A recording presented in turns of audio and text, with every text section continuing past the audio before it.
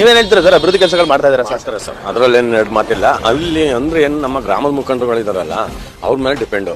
ಅಲ್ಲಿ ಹೋಗಿ ಶಾಸಕರ ಹತ್ರ ಮಾತಾಡ್ಕೊಂಡು ಕೆಲಸ ಮಾಡಿಸಿದ್ರೆ ದುಡಿಯುವಂಥ ಎತ್ತೆ ಅದು.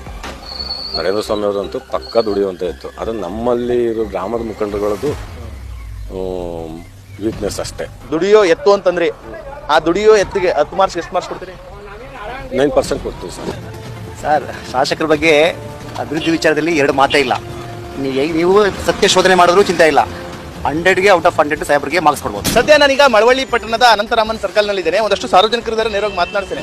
ಅಲ್ಲ, ಮಳವಳ್ಳಿ ತಾಲೂಕಲ್ಲಿ ಮಳವಳ್ಳಿ ನರೇಂದ್ರ ಸ್ವಾಮಿ ಗೆದ್ದಿದ್ದರಿಂದ ಮಳವಳ್ಳಿ ಟೌನ್ ಅಲ್ಲಿ ತಾಲೂಕಾದಂತ ಅಲ್ಲಿ ಅಭಿವೃದ್ಧಿ ಕೆಲಸಗಳು ತುಂಬಾ ಅಚ್ಚುಕಟ್ಟಾಗಿ ನಡೀತಾ ಇದೆ. ಇಲ್ಲೆಲ್ಲ ನೀರೆಲ್ಲ ನಿಂತ್ಕೊತಿತ್ತು. ಆ ಪಾಪ ಸಾರ್ವಜನಿಕರು ಬಂದು ವಹಿವಾಟು ಏನೇ ಒಂದು ಬಸ್ಸು ಕಾರ್ ಬಂದ್ರು ಭಾರಿ ತೊಂದರೆ ಆಯ್ತಿತ್ತು. ಇವತ್ತು ಈ ಲೆವೆಲ್ಗೆ ಒಂದು ಮಟ್ಟಕ್ಕೆ ತಗೊಂಡ್ಬಂದವ್ರೆ ಅಂದ್ರೆ ಆ ಅಭಿವೃದ್ಧಿಗೆ ನರೇಂದ್ರ ಸ್ವಾಮಿ ಅವರೇ ಕಾರಣ. ಎಷ್ಟು ಮಾರ್ಕ್ಸ್ ಕೊಡ್ತೀರಿ ಸರ್? 10 ಕೊಡ್ತೀವಿ ನಾವು. ಪೂರ್ತಿ ಕರ್ನಾಟಕ ಇತಿಹಾಸದಲ್ಲಿ ಮೊದಲನೇ ಬಾರಿಗೆ ನಮ್ಮ ಮುಸ್ಲಿಂ ಜನಾಂಗಕ್ಕೆ ಮೈನಾರಿಟೀಸ್ ಅಲ್ಲಿ 1 ಕೋಟಿ ಪೇಟೆಗೆ 50 ಲಕ್ಷ ಕೋಟೆಗೆ ಪ್ರತಿಯೊಂದು ಕೆಲಸ ಚೆನ್ನಾಗಿ ಮಾಡ್ತವೆ. ಇಂಥ ಶಾಸಕನು ಪಡೆದಿದ್ದೀವಿ ಅಂದ್ರೆ ನಮ್ಗೆ ಬಹಳ ಸಂತೋಷ ಇದೆ. ಆಮೇಲೆ ಇದೇ ಮಾರ್ಕ್ಸ್ ಕೊಡ್ತೀರಾ? 10ಕ್ಕೆ 10 ಮಾರ್ಕ್ಸ್, 10ಕ್ಕೆ 10 ಮೇಲೆ ಇನ್ನೂ 10 ಮಾರ್ಕ್ಸ್, 100 ಮಾರ್ಕ್ಸ್ ಒಳಗೆ ಒಟ್ಟು 10 ಮಾರ್ಕ್ಸ್ ಇಲ್ಲ 100 ಮಾರ್ಕ್ಸ್.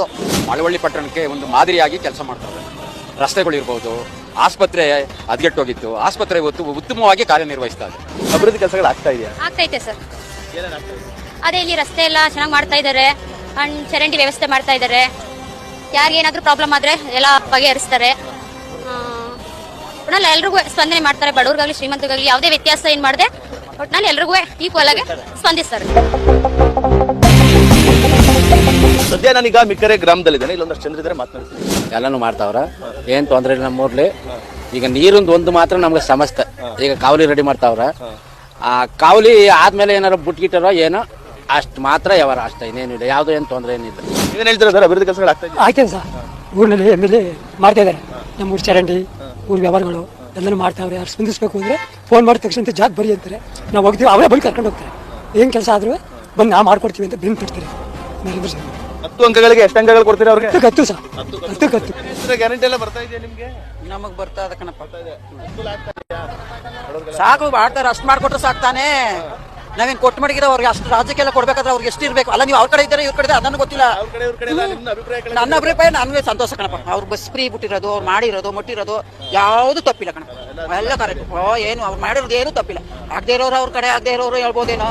ನನ್ನ ಅನಿಸಿಕೆ ಮಾತ್ರ ನನಗೆ ಹಂಗೆ ಅನಿಸುತ್ತೆ ಕಣಪ್ಪ. ಏನೋ ಸೌಲಭ್ಯ ನಡೆದಂತೆ ನಡ್ಕತೀವಿ ಅಂದ್ರೂ ನಡೀತಾವ್ರೆ. ಮುಂದೆ ಆಗೋ ಅವ್ರು ಸೇರಿದ್ರು.